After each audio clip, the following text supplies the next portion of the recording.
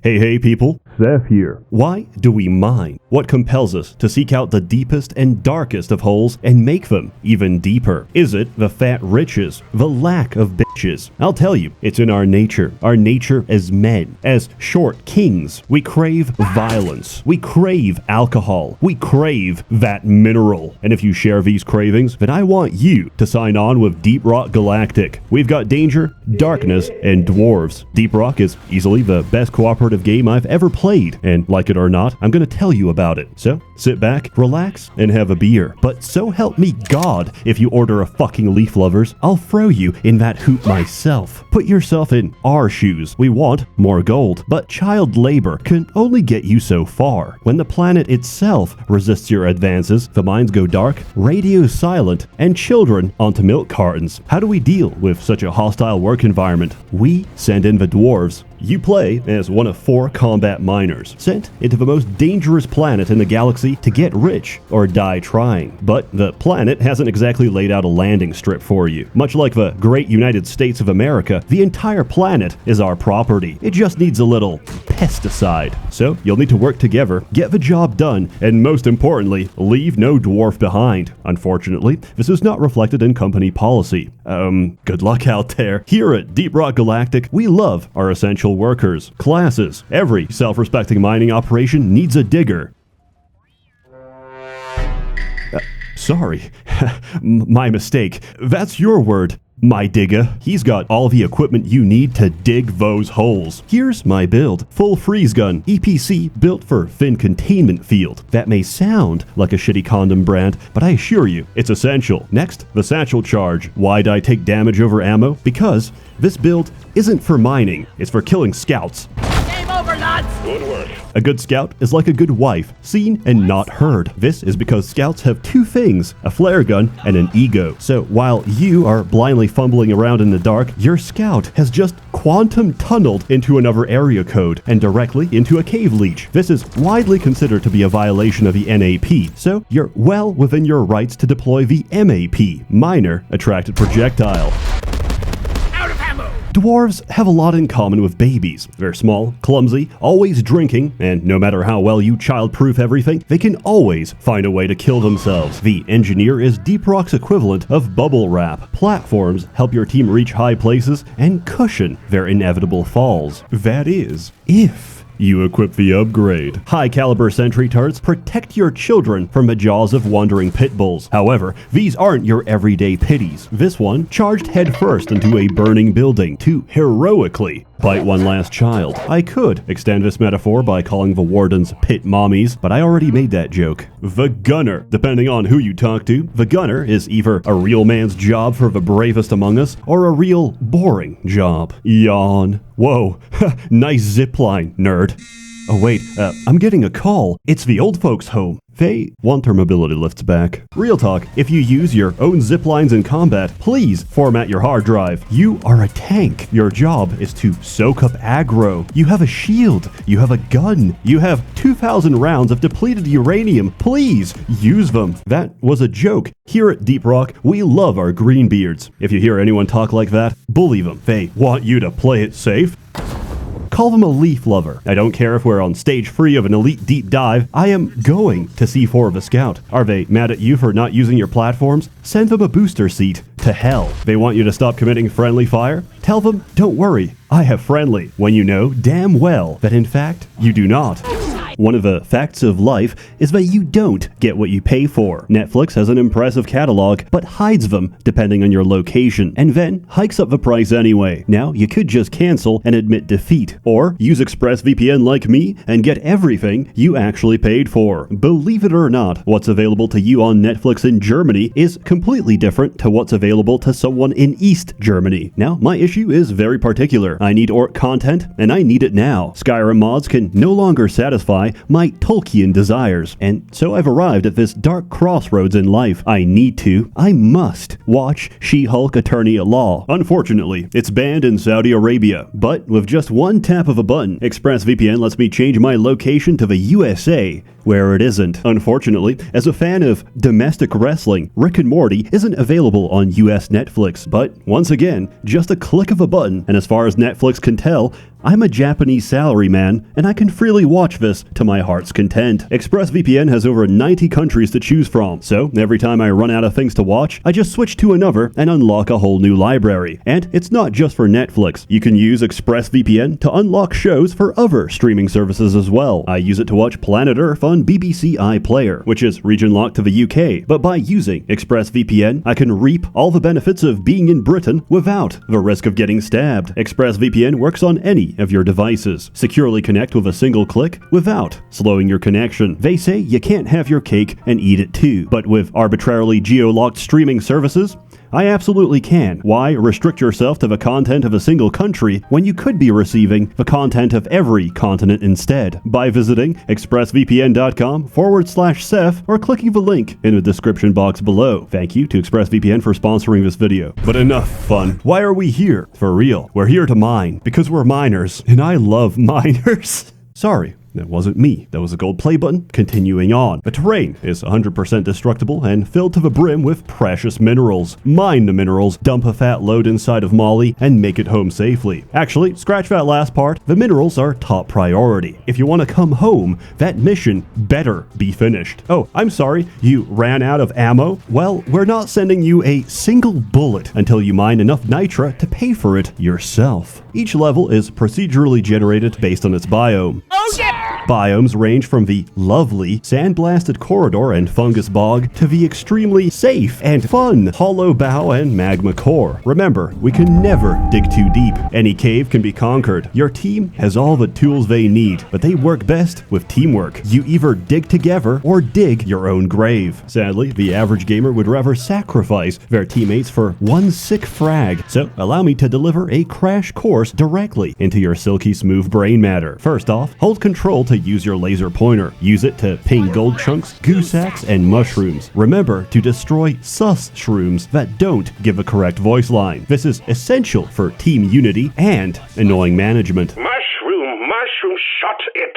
Get back to work. Second, rock and stone. There is no inappropriate time for rock and stone. However, it is a serious social faux pas to not salute. Remember, if you don't rock and stone, you ain't coming home. Speaking of faux pas, double dipping. These bars show how much ammo your team has. One serving of resupply gives 50% of your max ammo. There's 4 servings on each pod. Divide by 4 dwarves to get how many servings you're allowed to have. 1. Never double dip the resupply. Wah, but I need it. That's your problem. Take some ammo upgrades next time. If you really need more ammo, just ask. That's right, Deep Rock players have developed a heretofore unknown form of gamer communication, manners. If you see R's in the chat, that means ready, as in ready to start the objective or ready to leave. Engineers, if someone pings a mineral, they want you to platform under it. Scouts, make sure your flare game is on point first and foremost. If you see platforms under minerals, that's your cue to mine them. Gunners, the zipline kinda sucks, not gonna lie, but if you shoot them with at least a 5-degree angle, you'll get a speed boost going down. Drillers are true egoists, beholden to none, free to shape the world around them as they please. If someone pings compacted dirt, they want you to drill it, but I don't care what you want. Do it yourself. Actually, let me give you a hand. That was the 4th griefing joke, so congratulations. Your new employee hazing period is officially over. Welcome to the team. Now let's get to work. Mission 1, point extraction. Every point extraction squad got the driller, making a schizophrenic network of tunnels that serve absolutely no purpose. Scout, hyper-focusing in a completely different cave system. Engineer, making a Kaizo Mario obstacle course that serves zero fucking purpose. Gunner, trying to mine a quarks with zip lines and failing miserably. And of course, the star of the show, a giant fucking pit that every single goddamn quark falls into. Bonus points if it's too steep for zip lines. The driller could fix that for you, but he's run off to some remote corner to huff glue and read Sterner. Your workforce is big, and it's about to get bigger. That's because Jesus Christ is... Digger. Deep Rock thrives in simulating the life of a blue-collar worker without regulatory oversight. Rescue me! Help! We work in close proximity to heavy machinery, open flames, and dangerous chemicals. Do we have adequate facial protection? Of course not. A dwarf's greatest pride is his beard. To protect it is to shame his ancestors. And we all know how dwarves handle shame. Fuck OSHA. All my homies be committing occupational safety violations. We don't have handrails, we have grind rails. We don't wear hard hats, we wear odd hats. Mandatory sobriety testing? How about mandatory intoxication? This is not a democracy. Not drinking your beer is a kickable offense. So, you've done a lot of missions, your sack is full of minerals. What does that get you? Well, not much. Remember to always read the fine print of your employment contract. You're not here to get rich, you're here to make the company rich. Each mission, you'll make just enough to afford exactly one half of an upgrade. So, slowly but surely, you'll amass a veritable arsenal of potential builds. Do you want single pit bull damage or large-scale pit swarm countermeasures? Do you prefer your napalm hot and chunky or thick and sticky? Either way, out here in the cold void of space, the affix board can't reach us. This game has a vast array of options, enough to make any self-respecting dwarf say, "You call that an upgrade?" This has nowhere near the required potential for self-harm. I need something bigger, badder, more dangerous. I want to disable the inertia inhibitors. I want to void the product warranty. I want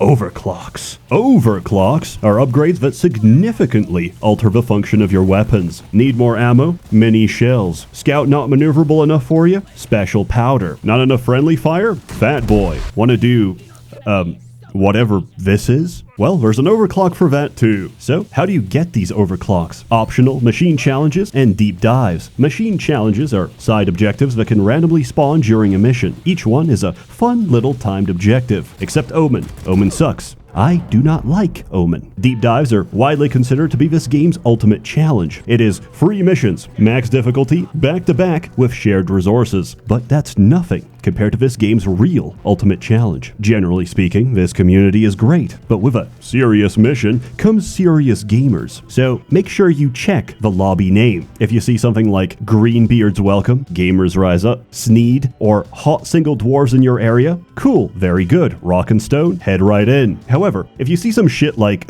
level 500 plus only, no fat boy, no TCF, carefully follow these steps. Connect to the lobby, use their Steam information to track down their place of residence and identity, and then file a fake death certificate with their name. Now, if he gets pulled over, he's fucked. He wants to change jobs, he's fucked. He's lived a long and fruitful life and wants to cash out his social security benefits, he's fucked. Of course, I endorse none of this, Your Honor, and the fact that this young man died in a firefight with the IRS, well, I don't see how my video could have caused this, but I digress. This is Deep Rock's equivalent of an endgame. I have over 300 hours, and I still do not have the RJ250 compound. Please, God, just give it to me. It's all I truly want. In other words, the upgrades are well paced. Each mission gives just enough for you to try something new, be it new weapons, new builds, or new content. When this game came out of early access, I figured, no, that's it, no more updates. I mean, sure, they said they'd keep working on it, but you know how that always goes. Hey guys, we're a multi-million-dollar company, but we can't stop crashes in our flagship product. Sorry, all our resources are currently tied up stealing breast milk from the company fridge.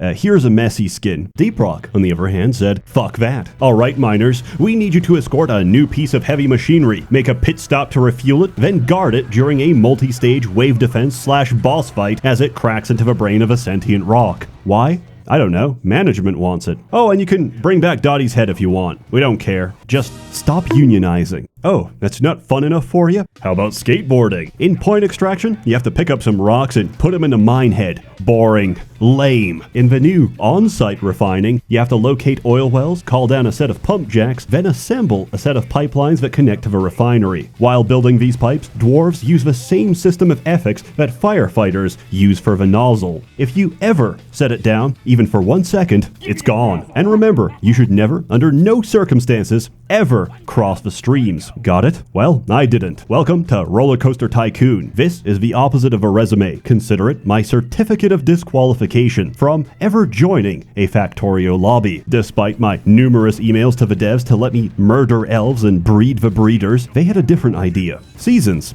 like Fortnite. Seasons are themed updates with way too much content to fully cover. The first two seasons, Rival Incursion and Rival Escalation, could be summarized like so. We may technically own this planet, but according to the UN, sovereignty requires, monopoly over violence. And someone just bought Park Place. Management wants a monopoly over those minerals. So load your weapons, sharpen your picks, and start enforcing our monopoly over violence. Deep, dark fantasies. Yes! The caretaker's down! The data rack is all rocking! We are not alone. Something else is out there, lurking in the darkness, prowling, searching for something. But now, everyone's tired of robots. So, Season 3 is, I can't say any of these words without getting demonetized. Rest assured, it's quite fun. They even added a power washer. Maybe next season we'll be shingling roofs for $2 below minimum wage. But we're not in it for the money. We don't do this because it's easy. Our success comes at a cost. So, while you're gulping down your third round, remember to pour one out for the fallen, for the dwarves that got us here, for Carl. Then, head to bed. You'll need the rest, because we're doing the exact same thing tomorrow. Rock and stone, brothers. I'll see you in the mines. As always, more content to come. A warm thanks to the many members of the Merchants Guild generously funding and bankrolling these videos. You're all truly wonderful. Have a good one.